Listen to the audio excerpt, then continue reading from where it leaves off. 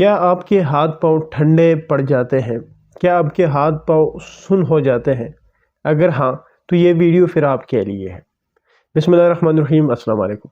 आज की इस वीडियो में हम बात करेंगे कोल्ड हैंड्स एंड फीट के हवाले से। पहले भी एक वीडियो मैंने बनाई है कोल्ड हैंड एंड फीट्स के ऊपर कि हाथ पाँव ठंडे क्यों पड़ जाते हैं, क्या वजूहात होती। बहुत कॉमन कंप्लेन है, फीमेल्स बहुत ज़्यादा ये कंप्लेन कर रही होती है कि डॉक्टर साहब हमारे हाथ पाँव जो है वो बहुत ज़्यादा ठंडे होते हैं, जितना भी गर्म करने की कोशिश करें उसके बाद भी ये ठंडे के ठंडे रहते हैं। तो क्या वजूहात हो सकती, कोई बड़ी बीमारी है मेरे अंदर? तो आज इस टॉपिक के ऊपर बात करेंगे। कोल्ड हैंड एंड फीट्स को समझने के लिए थोड़ी सी इसकी पैथोफिजियोलॉजी को समझते हैं, नॉर्मल मैकेनिज्म को समझते हैं। देखिए, जब भी सराउंडिंग में विंटर होता है, जब आपकी सराउंडिंग जो है वो ठंड होती है, यानी आप एक आसान से एग्जांपल ले सकते हैं सर्दियों के मौसम का, कि सर्दियों के मौसम में जनवरी हो गया, दिसंबर हो गया, पाकिस्तान की मैं बात कर रहा हूँ, शदीद किस्म के सर्द महीने हैं ये। अब होता क्या है कि जब आपकी सराउंडिंग सर्द होती है, यानी विंटर सीज़न है जैसे कि, तो ये नॉर्मल एक मैकेनिज़्म है कि बॉडी क्या कर रही होती है कि ज़्यादा से ज़्यादा ब्लड फ्लो जो है वो टूवर्ड्स द वाइटल आर्गन कर रही होती है। कि बाहर ठंड है तो जो वाइटल आर्गन्स है उनको कवर करने के लिए बॉडी जो है वो क्या कर रही होती है कि ब्लड फ्लो को जो है वो वाइटल आर्गन्स की तरफ बढ़ाती है। और जब जैसे कि हार्ट हो गया, जैसे कि बड़े बड़े मसल्स हो गए, तो जब वाइटल आर्गन्स के लिए ब्लड फ्लो इंक्रीज़ हो जाता है तो उसके रिज़ल्ट में आपके जो हैंड्स हैं, जो हाथ है और जो पाँव है, उनमें ब्लड फ्लो कम हो जाता है। और ये एक नॉर्मल मैकेनिज़्म है। और उसके बाद फिर आपके हाथ पाँव जो है वो ठंडे होते हैं। तो सर्दियों के सीज़न में अगर आपके हाथ पाँव ठंडे हो रहे हैं तो उसके पीछे ये नॉर्मल मैकेनिज़्म हो सकता है कि जी, क्योंकि सर्दियों का सीज़न है, आपके बॉडी के इर्द गिर्द का जो एरिया है वो ठंड है, सर्द है, तो इस वजह से बॉडी ये अपना मैकेनिज़्म शो कर रही है कि जो ब्लड फ्लो है वो वाइटल आर्गन्स की तरफ बढ़ा हो, उनके लिए बड़ा ज़रूरी है, बेशक आपके हाथ पाँव ठंडे क्यों ना पड़े। अगर ये मामला है तो ये तो एक नॉर्मल मैकेनिज़्म है। लेकिन अगर थ्रू आउट द ईयर, चाहे वो गर्मी है चाहे वो सर्दी है, आपके हाथ पाँव ठंडे रहते हैं, बहुत आप कोशिश करते हैं, ब्लैंकेट्स यूज़ करते हो, हीटर्स का यूज़ करते हो, थोड़ी देर के लिए आपके हाथ पाँव गर्म हो जाते हैं, उसके बाद फिर ठंडे होते हैं, तो फिर ये नॉर्मल मैकेनिज़्म नहीं है। फिर क्या वजूहात हो सकती है? आज हमारा मेन मुद्दा ये है। सबसे पहली वजह बन सकती है वो है आयरन की कमी। यानी आसान से एग्जांपल मैं आपको बताता हूँ कि खून की कमी, कि अगर जिस्म में खून की कमी है तो हाथ पाँव ठंडे पड़ सकते हैं। और अब खून की कौन सी किस्म की कमी, उस पर बात करते हैं। देखिए, जब जिस्म में आयरन की कमी होती है तो आयरन जो होता है वो ब्लड के अंदर होता है, खून के अंदर होता है, और इसका फंक्शन ये होता है कि ये ऑक्सीजन को जो है वो कैरी कर रहा होता है बॉडी की तरफ।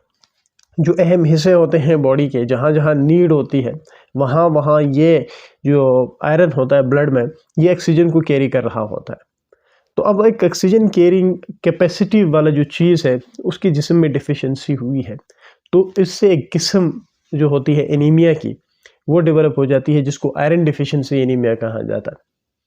तो अब हर बंदा जिसको मेडिकल का नॉलेज नहीं है, उसका सिंपल मतलब ये बनता है कि अगर आपके जिस्म में खून की कमी है तो उस वजह से भी हाथ पाँव ठंडे पड़ सकते हैं। तो जैसे कि मैंने नॉर्मल मैकेनिज़्म की बात की थी, वो अगर नहीं है तो पहली वजह आपके अंदर आपके खून की कमी हो सकती है। अच्छा, आगे जाते हैं। अगली वजह आती है हाइपोथायराइडिज्म। अब हाइपोथायराइडिज्म क्या होता है? हाइपोथायराइडिज्म जो होता है ये थायराइड ग्लैंड होता है जो कि आपके गले में होता है। और थायराइड ग्लैंड का काम ये होता है कि ये थायराइड हार्मोन जो है वो रिलीज कर रहा होता है। अब किसी भी रीज़न से ये जो थायराइड हार्मोन है उसकी जो प्रोडक्शन है वो कम हो जाए, एक होती है हाइपरथायराइडिज्म, एक होती है हाइपोथायराइडिज्म। हाइपरथायराइडिज्म का मतलब ये है कि एक्सेस अमाउंट में थायराइड हार्मोन बन रहा है, थायराइड ग्लैंड बना रही है, लेकिन हाइपो का मतलब ये है कि कम बन रहा है। तो ये थायराइड ग्लैंड किसी वजह से ये थायराइड हार्मोन्स को ना बना पाए, कम बनाए, तो क्या होगा कि वजह ये बनेगी फिर कि जो ब्लड फ्लो होगा थायराइड ग्लैंड के लिए वो कम हो जाएगा। और जब ब्लड फ्लो कम होगा तो उसके रिजल्ट में आपके हाथ पाँव जो है वो ठंडे हो सकते हैं। अब हाइपोथायराइडिज्म में ये थायराइड हार्मोन क्यों कम बनते हैं? बहुत सारी बड़ी वजूहात। आयोडीन की डिफिशिएंसी से हो सकता है, थायराइड की सर्जरी जिसको हम थायराइडेक्टमी कहते हैं उस वजह से भी हो सकता है, थायराइड का कोई ट्यूमर हो तो उस वजह से भी हो सकता है। तो कहने का मकसद ये है कि कोई भी एक वजह बन सकती है जिससे हाइपोथायराइडिज्म में जाएगा पेशेंट, और हाइपोथायराइडिज्म अगर किसी को होगा तो उसमें क्या होगा कि हाथ पांव ठंडे पड़ जाएंगे। तो दूसरी बड़ी वजह जो है वो हाइपोथायराइडिज्म। बात करते हैं तीसरी वजह। तीसरी वजह है डायबिटीज़ मेलाइटिस। जो शुगर के मरीज़ होते हैं अमूमन ये कंप्लेन कर रहे होते हैं कि जी हमारे हाथ पांव बहुत ठंडे रहते हैं, और यही एक वजह है कि उनमें ब्लड सप्लाई कम हो जाती है। तो हाथ पांव ठंडे होने के साथ साथ ऐसे मरीजों में हाथ पांव सुन्न भी हो जाते हैं। तो तीसरी वजह है डायबिटीज़ मेलाइटिस। अच्छा, आगे जाते हैं और क्या वजूहात हो सकती है। और कुछ एक कॉमन वजूहात है। एंजाइटी, एक एंजाइटी फीमेल्स ये जो कंप्लेन मैंने शुरू में कहा था कि फीमेल्स बहुत ज़्यादा कंप्लेन करती है कि जी हमारे हाथ पांव ठंडे पड़ते हैं, बहुत कोशिश करते हैं गर्म करने की लेकिन नहीं होते हैं, हमें कोई बड़ी बीमारी है। तो जी हाँ, आपके अंदर एंजाइटी हो सकती है। एंजाइटी में भी ब्लड फ्लो कम हो जाता है आपके अहम ऑर्गन्स को, जिसकी वजह से क्या हो जाता है कि हाथ पांव ठंडे पड़ जाते हैं। तो फीमेल अगर एज ए डॉक्टर आप कहीं पे बैठे हुए हैं, एक फीमेल इसी कंप्लेन के साथ आती है तो एंजाइटी को रूल आउट करना बड़ा ज़रूरी है। ये कुछ अहम वजूहात हैं। और उसके अलावा कुछ कॉमन वजूहात है, जैसे कि अगर बीपी जो है, ब्लड प्रेशर अगर किसी का कम हो तो उसमें भी हाथ पांव ठंडे पड़ जाते हैं, क्योंकि उसमें भी ब्लड फ्लो कम हो जाता है, सर्कुलेशन कम हो जाती है। इसी तरह अगर विटामिन्स की डिफिशिएंसी है, और मोस्ट कॉमनली विटामिन डी और विटामिन बी की कमी है जिस्म में, तो उस वजह से भी हाथ पांव जो है वो ठंडे पड़ सकते हैं। जिस्म में कैल्शियम की कमी हो तो उस वजह से भी हाथ पांव ठंडे पड़ सकते हैं। ये सारी वजूहात हो सकती है अगर किसी के हाथ पांव ठंडे पड़ रहे हैं।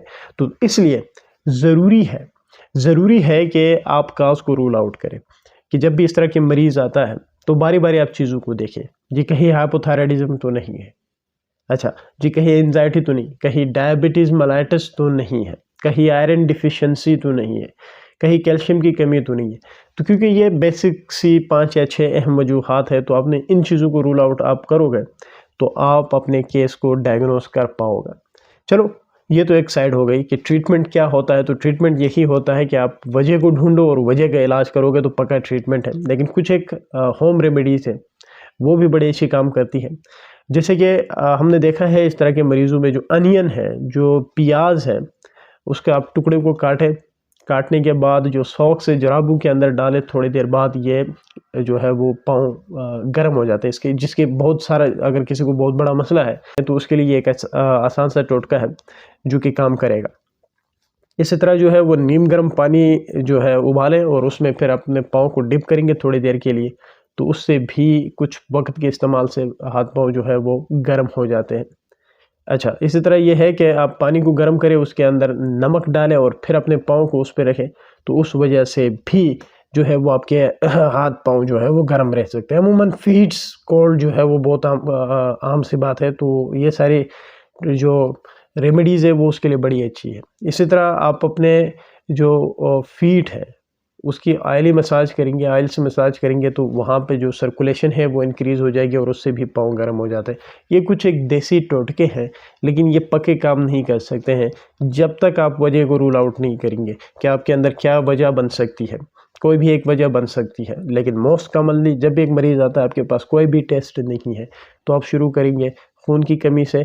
खून की कमी हो सकती है, आप जो क्लिनिकल साइंस है वो उसमें देखेंगे, बीपी कमी अगर कम है, ब्लड प्रेशर कम है तो उस वजह से भी हो सकता है, कैल्शियम की कमी, विटामिन डी की कमी, ये भी कोई भी वजह बन सकती है। अगर एक फीमेल है तो एंजाइटी एक बहुत बड़ी वजह है। पिछली वीडियो में भी मैंने डिटेल में बात की थी, और हो सकता है उसमें एक दो और वजूहात मैंने ऐड किए हों, या हो सकता है इस वीडियो में मैंने वजूहात कुछ ज़्यादा ही बताए हों। तो ओवरऑल बात एक ही है कि जो भी वजह है उसको रूल आउट करो, उसको ढूंढो, कोल्ड हैंड एंड फीट से निजात मिलेगा। उम्मीद है आज की वीडियो आप लोगों को अच्छी लगेगी। Thank you.